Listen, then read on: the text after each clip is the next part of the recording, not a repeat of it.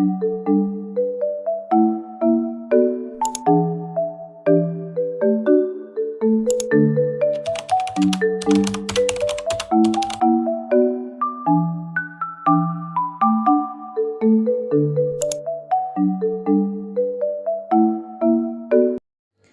guys, perkenalkan nama saya Rizky Nararia Pangesti dari kelas 11 IPS 3.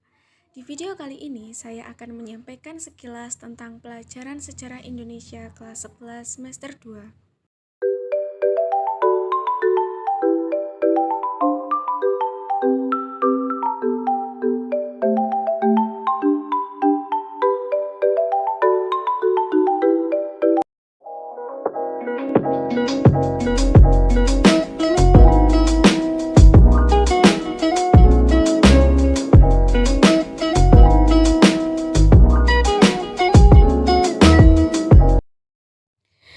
Bagian A, kedatangan Jepang ke Indonesia. 1. Masuknya Jepang ke Indonesia. Sejak pengeboman Pearl Harbor oleh Angkatan Perang Jepang pada 8 Desember 1941, serangan terus dilancarkan terhadap Angkatan Laut Amerika Serikat di Pasifik. Serangan-serangan itu seolah-olah tak dapat dibendung oleh Amerika Serikat. 2. Sambutan rakyat Indonesia. Kedatangan Jepang di Indonesia pada awalnya diterima dengan senang hati oleh rakyat Indonesia. Jepang dieluk-elukan sebagai saudara tua yang dipandang dapat memperdekakan bangsa Indonesia dari kekuasaan Belanda.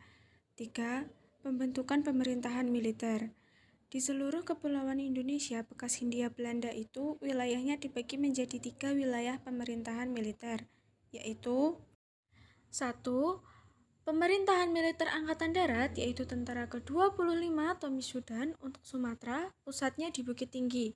2. Pemerintahan militer Angkatan Darat, yaitu Tentara ke-16 Asam Sudan untuk Jawa dan Madura. 3. Pemerintahan militer Angkatan Laut, yaitu Armada Selatan kedua untuk daerah Kalimantan, Sulawesi, dan Maluku. 4. Pemerintahan sipil. Untuk mendukung kelancaran pemerintahan pendudukan Jepang yang bersifat militer, Jepang juga mengembangkan pemerintahan sipil. Pada bulan Agustus 1942, pemerintahan militer berusaha meningkatkan sistem pemerintahan, antara lain dengan mengeluarkan Undang-Undang Nomor 27 tentang aturan pemerintahan daerah dan dimantapkan dengan Undang-Undang Nomor 28 tentang pemerintahan Shu serta Tokubetsushi.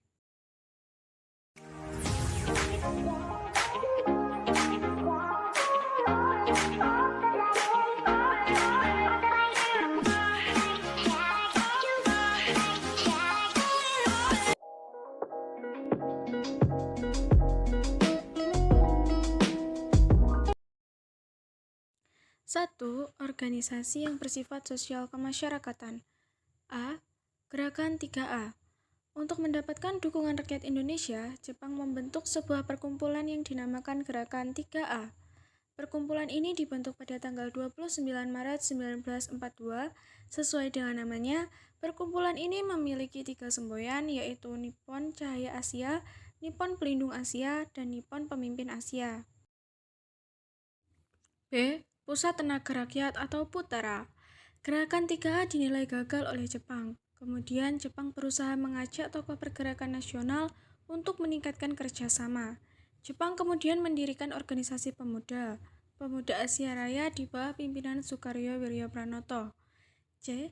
Majelis Islam A'la Indonesia, MIAI, dan Majelis Syuro Muslim, Masyumi. Berbeda dengan pemerintah Hindia Belanda yang cenderung anti terhadap umat Islam, Jepang lebih ingin bersahabat dengan umat Islam di Indonesia. Jepang sangat memerlukan kekuatan umat Islam untuk membantu melawan sekutu.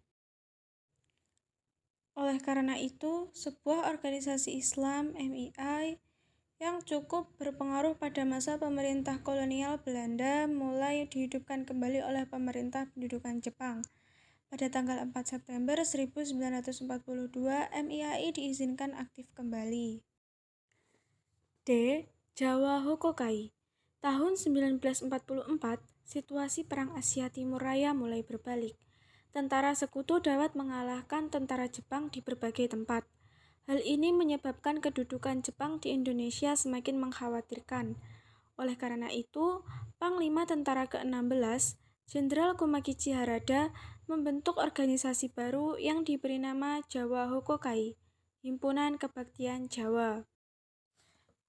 Adapun program-program kegiatan Jawa Hokokai sebagai berikut.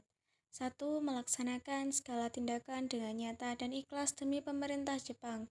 2. Memimpin rakyat untuk mengembangkan tenaganya berdasarkan semangat persaudaraan. Dan 3. Memperkokoh pembelaan tanah air. 2. Organisasi semi-militer. A. Pengerahan tenaga muda. Kelompok pemuda memegang peranan penting di Indonesia, apalagi melihat jumlahnya yang cukup besar.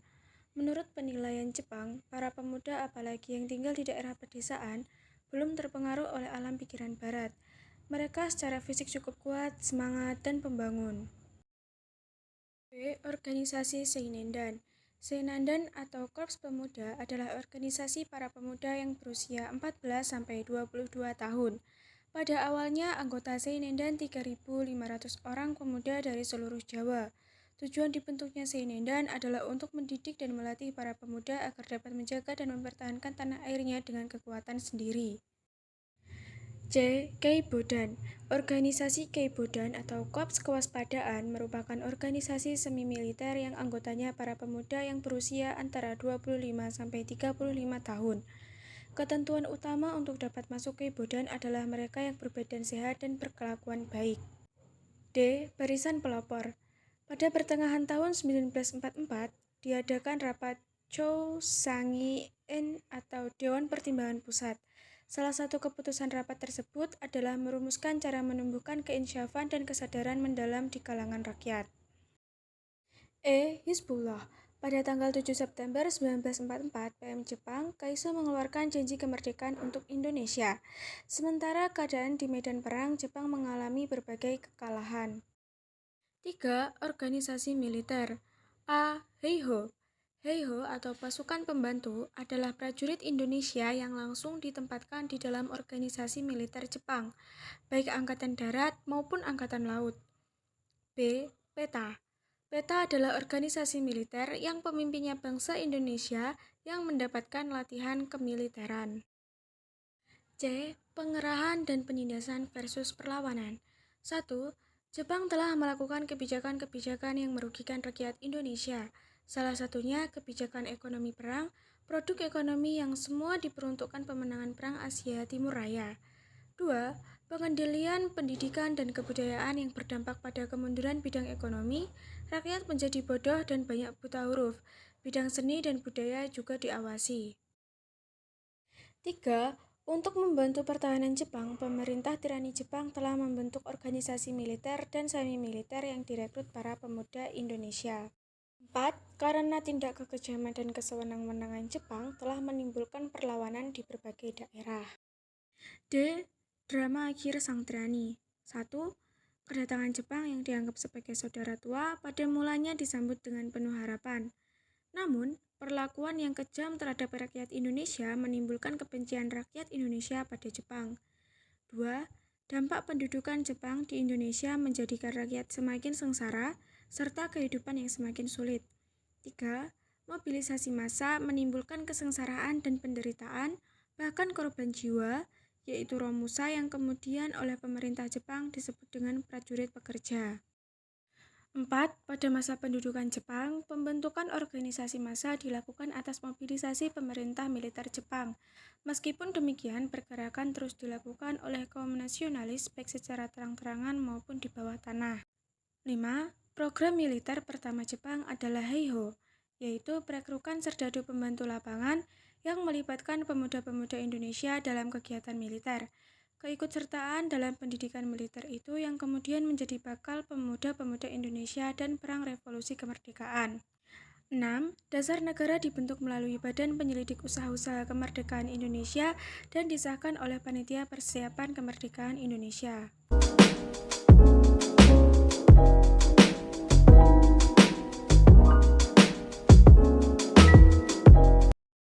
A. Dari Rengas Dengklok sampai Pegangsaan Timur. 1.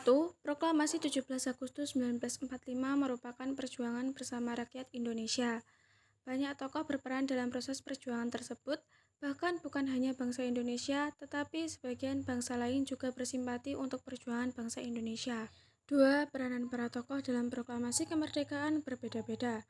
Mereka berperan sesuai dengan kemampuan dan kesempatan yang harus dilakukan. 3. Rakyat Indonesia di berbagai daerah mendukung proklamasi kemerdekaan Indonesia yang dibuktikan dengan reaksi mereka yang sangat heroik. Keberanian dan kerelaan berkorban ditunjukkan rakyat di berbagai daerah dalam rangka mengambil alih kekuasaan Jepang. Terbentuknya pemerintahan dan NKRI. 1. Indonesia sebagai bangsa yang merdeka baru dimulai tanggal 17 Agustus 1945. Sebagai penyangga demokrasi suatu negara dan pembinaan kehidupan berpolitik, diperlukan adanya partai-partai politik. 2. Sementara untuk menjaga keamanan negara masyarakat membentuk kesatuan aksi dan badan-badan perjuangan, terutama waktu itu untuk melucuti tentara Jepang. 3. Keadaan negara ternyata semakin terancam setelah datangnya tentara sekutu dan dipuncengi tentara Nica. Oleh karena itu, keberadaan tentara sangat dibutuhkan. C. Proklamator dan peran para tokoh sekitar proklamasi. 1. Proklamasi 17 Agustus 1945 besar bersama bangsa Indonesia. 2. Proklamasi 17 Agustus 1945 juga merupakan kehendak dari Tuhan Yang Maha Esa. 3. Proklamasi 17 Agustus 1945 melibatkan peranan banyak orang, bahkan bukan hanya bangsa Indonesia, tetapi sebagian bangsa lain juga bersimpati untuk perjuangan bangsa Indonesia. 4. Para tokoh memiliki peran berbeda-beda dalam proklamasi kemerdekaan Indonesia. Mereka berperan sesuai dengan kemampuan dan kesempatan yang harus dilakukan. 5. Para tokoh pejuang itu senantiasa rela berkorban dan tanpa pamrih untuk berjuang mencapai kemerdekaan sehingga bangsa Indonesia bebas dari penjajahan. 6. Mereka bersatu saling bahu-membahu bersama rakyat rela berkorban tanpa pamrih untuk mempertahankan tanah air Indonesia.